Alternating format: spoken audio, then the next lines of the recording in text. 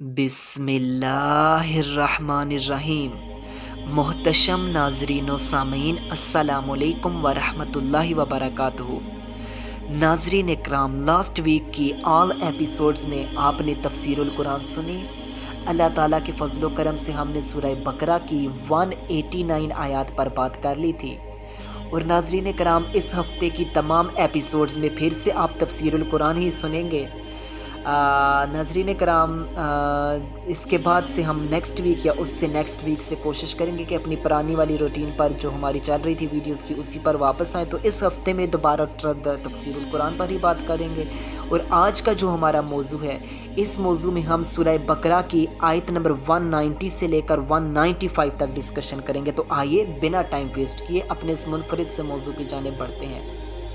नाज़रीन कराम, सबसे पहले एक बात गौर से सुनिए कि 190 वर्स से लेकर 195 तक जो सूरह बकरा की हैं, इन आयात को इस्तेमाल करके आज यूरोपियन वर्ल्ड हमारे खिलाफ, इस्लाम के ख़िलाफ़, इस्लाम के टेररिस्ट होने का एक प्रोपेगेंडा करते हैं कि इस्लाम टेररिस्ट रिलीजन है।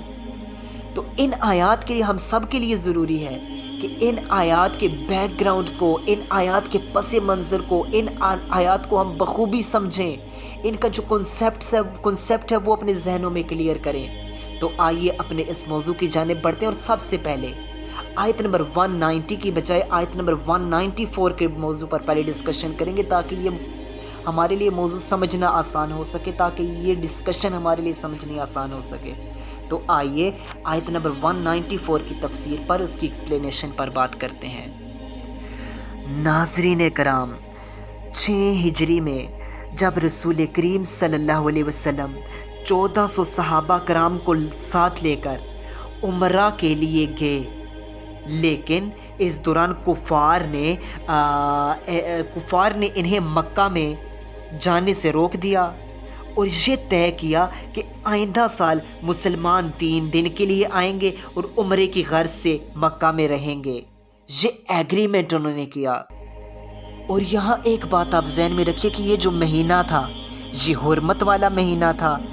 तो जब दूसरे साल मुसलमान हस्बे एग्रीमेंट, जिस तरह एग्रीमेंट लास्ट ईयर हुआ था, उसी एग्रीमेंट की बिना पर, उसी जो एक मुआहदा हुआ था, उसी की बिना पर मुसलमान हस्बे मुआहदा अगले साल इसी महीने में उमरा करने के लिए आए।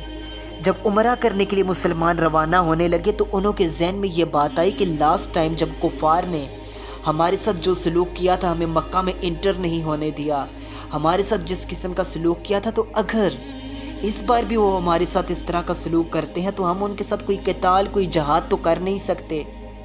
एक तो हरम शरीफ मुक़द्दस धरती, और दूसरा ये जो महीना है ये हुर्मत वाला महीना है।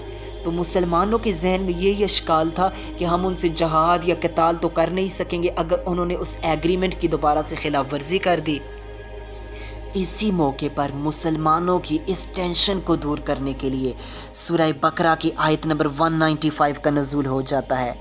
अल्लाह ताला ने मुसलमानों को इधर एक स्पेशल चीज़ की इजाज़त दे दी। मतलब ये है कि इस दफ़ा भी अगर कुफ़ार मक्का इस महीने की हुर्मत पामाल करके गुज़िश्ता साल की तरह तुम्हें मक्का में जाने से रोक दें, एग्रीमेंट की खिलाफ वर्जी कर दें, तो तुम भी इस महीने की हुर्मत को नज़रअंदाज कर देना।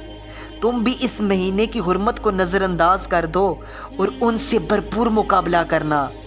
हुर्मतों को मलहूज़ रखने में बदला है, यानी कि वो हुर्मत का ख्याल रखें तो तुम भी हुर्मत का ख्याल रखो। बस सूरत ये कि वो हुर्मत का ख्याल ना रखे तो तुम भी फिर हुर्मत को नज़रअंदाज करके कुफ़ार को इबरतनाक सबक सिखाओ।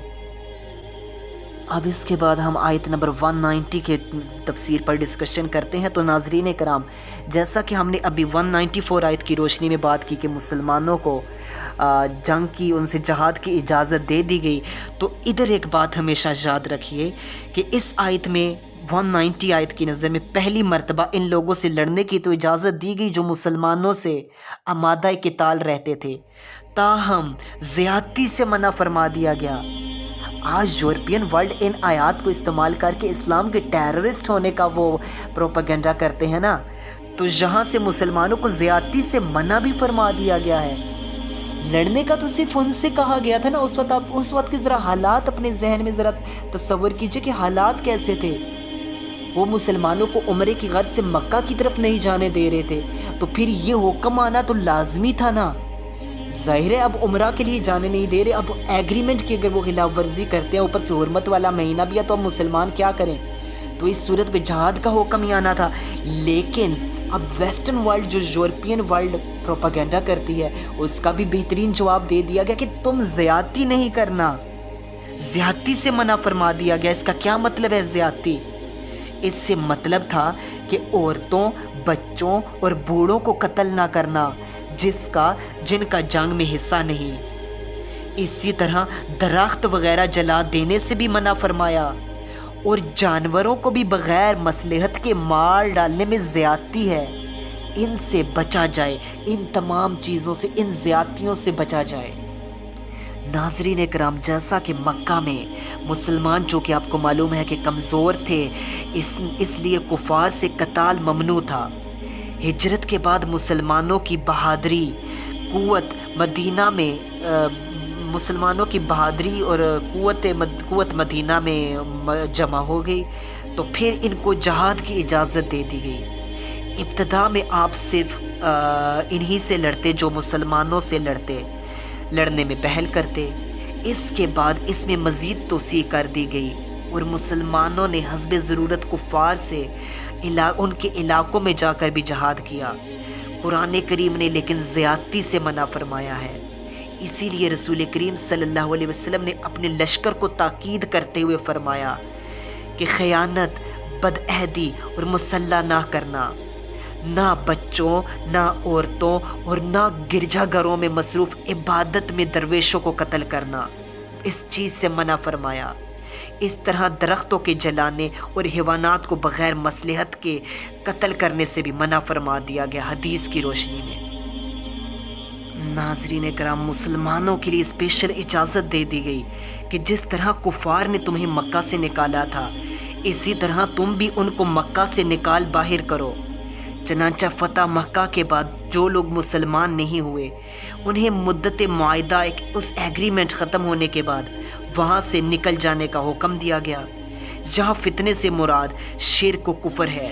یہ قتل سے بھی زیادہ سخت ہے, اس لیے اس کو ختم کرنے کے لیے جہاد سے گریز نہیں کرنا چاہیے. ناظرین کرام, اس کے علاوہ حدود حرم میں قتال منع ہے, آپ جانتے ہیں. لیکن اگر کافروں کی حرمت کو ملحوظ اگر کفار اس کی حرمت کو ملحوظ نہ رکھیں اور تم سے لڑیں, تو تم بھی ان سے لڑنے کی تمہیں بھی اجازت ہے. اس کے بعد ناظرین کرام, آج کی اپنی لاسٹ آیت 195 پر ڈسکشن کرتے ہیں. اس آیت سے بعض لوگوں نے ترک انفاق, بعض نے ترک جہاد اور بعض نے گناہ پہ گناہ کیے جانا مراد لیا ہے.